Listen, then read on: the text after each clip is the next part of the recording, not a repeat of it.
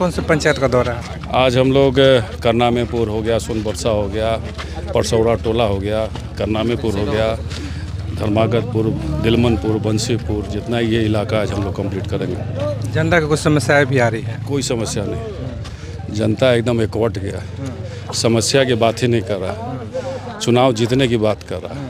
कोई समस्या अभी तक जनता ने हमको नहीं बताया। आर पार की लड़ाई, एकदम आर पार की लड़ाई है। विकास भी किए थे, ये सब सड़क उड़क में चल रहे हैं। सोनबरसा गांव में सारा काम हुआ है। सब लोग विश्वास करते हैं कि काम के मामले में हम ही कर सकते हैं, और बाकी जो दुष्प्रवृत्ति के लोग हैं वो आ सकते हैं इस सत्ता पे, उससे लोग एकदम घृणा कर रहे हैं। सारा पार्टी यहाँ टूट गया है। कोई गठबंधन यहाँ समझिए कि भारतीय जनता पार्टी के कई लोग छोड़ के हम लोग की तरफ। राहुल तिवारी जिंदाबाद। इनको ईटा से कुचलने की भी बातें कही जा रही है। अब देखिए उनकी भाषा कैसी है। अभी वो फाइल किए नॉमिनेशन, उनमें 3 केस है और 307 यानी आधा मर्डर का केस भी लिखे हुए। अब देख लीजिए, जो हम बात कहते थे कि इनके पिता भी दुर्दान अपराधी थे और दुर्दान अपराधी के पुत्र को दिए गए, इनकी भी रास्ता वही है। गाली देने की भाषा, विकास की भाषा नहीं है, बदले लेने की भावना, और लालटेन को कुछ देंगे, जला देंगे, इस तरह की बात की है। तो इनकी जो भाषा ऐसे ही पता चल रहा है उनकी व्यक्तित्व कैसी है। तो जनता इस चीज़ को समझ गई है। भाजपा नेता भुवर ओझा वो कल आरोप लगा रहे हैं और वो कह रहे हैं कि अपराधियों को झुंड लेकर आप घूम रहे हैं। वो आरोप लगाने लायक हैं? बताइए, इतना मर्डर किए हैं वो, आरोप लगा। उनके बारे में सब कोई जानता है। भतीजे उनके बारे में सर्टिफिकेट दिए हुए हैं कि कितना वसूली ये करते थे, कितने हत्याएं करते थे, सब कुछ तो भतीजा ही बताया। भतीजा से पहले उनको सर्टिफिकेट लेना चाहिए। आपस में मिलने के पहले ये सब बात होनी चाहिए थी। तो आरोप लगा रहे हैं, सब लोग जान रहा है, बिना मतलब का वो आरोप लगा रहे हैं, कोई उसमें दम नहीं है। क्या जनता जान चुकी है कि इस पर हमको विकास के मुद्दे पर वोट देना है? ये जिस इलाके में हम घूम रहे हैं, भारतीय जनता पार्टी का ही गढ़ है, और उस गढ़ में अब देखिए कि क्या माहौल है, खुद समझ सकते हैं। यहाँ आरएसएस वाले लोग जो मेहनत भी कर रहे थे, जो अपना आगे पढ़ रहे थे, वो कैसे तैयार होंगे इस अपराधी पुत्र के अंडर में काम करने के लिए? बहुत सारे लोग हैं जो इस तरह का लोग हैं, सभी लोग जुट रहे हैं, कोई बचा नहीं है। यानी जनता ये चाह रही है कि इस बार अगर जीत के आते हैं, हैट्रिक लगेगा तो चौमुखी विकास होगा। विकास होगा, और प्लस इनको सबसे पहला बात है कि ये परिवार जो है शाहपुर के लिए बोझ बन चुकी है। बार बार टिकट मिल रहा है इस परिवार में, और लोग चाहते हैं कि इस बार इस बोझ को जो है गंगा नदी में फेंक दिया जाए, इनको हरा दिया जाए, ताकि फिर ये जो है, या कोशिश भी नहीं करे ये परिवार चुनाव लड़ने के लिए। लेकिन राकेश ओझा ये कह रहे हैं कि सड़क और पुल पुलिया से हट के विकास के मुद्दे पे विधायक जी बात ही नहीं कर रहे। अरे विकास, अरबों रुपए का विकास है, उनको अलावा कुछ विकास नहीं किया। अरे भैया, उसके अलावा क्या चीज़ में विकास उनको चाहिए? डिग्री कॉलेज बना, सड़क बना, उनके घर के गांव के सामने भी सड़क खराब थी, वो भी हम बनवा दिए। अब उनका उज्ज्वलिया गांव से निकलिएगा तो इतना पानी लगा रहा था, उस रोड को हमने बनवा दिया। फिर उज्ज्वलिया गांव को लालू डेरा अगर जाना है तो उसके लिए बड़ी पुल बन रही है। तो विकास तो पूरे शाहपुर विधानसभा क्षेत्र में लोगों को दिख रहा है, गाँव के अंदर दिख रहा है। एजुकेशन ऑफ क्वालिटी की बात करें कि अगर हम लोग आएंगे तो यहाँ पे केंद्रीय विद्यालय के तरीके यहाँ पे स्कूल खोलेंगे। आइडिया है केंद्रीय विद्यालय कैसे खुलती है, क्या खुलती है, उनको कुछ आइडिया है? उनको कुछ समझ नहीं है इस मामले में। एजुकेशन का मामला में टीचर सभी बहाली हुए हैं, सरकार का काम है, मांग उठाते रहना हम लोगों का काम है। केंद्रीय विद्यालय ऐसे नहीं खुलता है, गांव-गांव, टोला-टोला जाके केंद्रीय विद्यालय नहीं खुलता है। बक्सर में खोलना था तो वहाँ खोल ही नहीं पाए, भारतीय जनता पार्टी के सांसद थे, चौबे जी थे सांसद, वहाँ खोलना था, वो भागलपुर लेके चले गए। ये भारतीय जनता पार्टी के सब झूठे वादे हैं, कोई वादे सही नहीं है। 2 करोड़ नौकरी का क्या हुआ बताइए? तो इनकी सारे वादे जो है फीके हैं।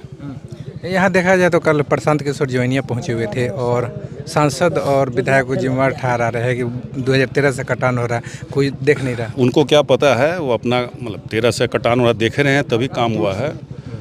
उनको भी उतना आइडिया नहीं है। जब दुख में थे तो आए नहीं, अब दिवाली के दिन दिवाली मनाने के लिए आए हैं। उनको दुख में आना चाहिए था, जब मकान गिरे थे उस समय आके मदद करना था। जो मांग आज कर रहे हैं उस समय करना चाहिए था, दबाव सरकार में देना चाहिए था, मेरी भी ताकत बढ़ती। हम भी सरकार से डिमांड करते, मिल के डिमांड करते, सभी लोग करते, तो उस समय तो आए नहीं। अब सिर्फ फोटो खिंचाने के लिए, नौटंकी करने के लिए वो लाइट जला के वहाँ दिवाली मनाने के लिए पहुँच गए। शाहपुर में बयान भी दिए थे कि शाहपुर में विधानसभा एक सीट है, सबसे पहले जीतूंगा। अब क्या कर रहे हैं? अब कह रहे हैं कि जो सरकार है, नीतीश कुमार की सरकार जो है, आपको देखने भी यहाँ पे नहीं आई। भारतीय जनता पार्टी के कोई लीडर वहाँ देखने को नहीं आए, सरकार सुध बुध नहीं ली, इसीलिए सरकार को बदलनी है। निसाब सब वोट हम ही लोग के लिए मांग रहे हैं, दूसरे के लिए तो नहीं मांग रहे हैं वो। लेकिन दावा दावा भी किए थे शाहपुर विधानसभा में आके, दावा भी किए थे कि पहला सीट पूरे बिहार में मैं जीतूंगा तो वो शाहपुर विधानसभा होगा। ठीक है, उनका परसेप्शन उनका गलत है, इसलिए बोल रहे कि अभी नए नए पार्टी बनाए हैं। ठीक है, कुछ बात तो सही उठा रहे हैं, उसका हम करते हैं कि ठीक है, करप्शन के मामले में वो बहुत अच्छा बात उठाया है, लोगों को जानकारी मिली इस मामले के लिए, उनको हम तारीफ़ करते हैं। लेकिन जो बात चैलेंज कर रहे थे वो चैलेंज करना ही गलत था। वो खुद जान गए हैं कि शाहपुर में क्या स्थिति कला के वो देख, और इंडिया गठबंधन यहाँ पर जीत रही है। हाँ, आपके द्वारा एक क्लियर है। आपके द्वारा बयान दिया गया था, मीडिया में चल रहा था कि गिनवा रहे थे कि ये हत्याकांड के वो लोग दोषी है। वो लोग भी आरोप लगा रहे हैं कि जो विधायक राहुल तिवारी के साथ घूम रहे हैं, क्या वो लोग संत है? संत का बात नहीं है, लेकिन जितना मैंने आरोप गिनवाया उसमें एक आरोप और छूट गया था नरेंद्र मिश्रा का। हाँ, वो भी मर्डर वो किए हुए हैं। हाँ, लेकिन आप लोगों को भी बता 302 के मुद्दा। देखिए, उनके पिताजी शुरू से ही झूठा केस में फंसाते चले आए हुए हैं। मेरा भी मतलब मैं जब ग्रेजुएशन का जो पहला ईयर था उसी साल मेरा 302 में उनके पिताजी फंसाए हुए थे और मेरा पढ़ाई वहीं से बाधित हो गया। हमारे पिताजी को 2011 में एक झूठा मर्डर केस में फंसा दिए थे उनके पिताजी। मेरे पिताजी को उसके वजह से 10 साल जेल में रहना पड़ा। हाँ, तो उनका काम ही है झूठा केस में फंसाना। अभी जो राकेश भरौली में हम लोग गए हुए थे, वहाँ पर भी एक झूठा केस में फंसाया, उससे भी हम लोग परेशान हुए।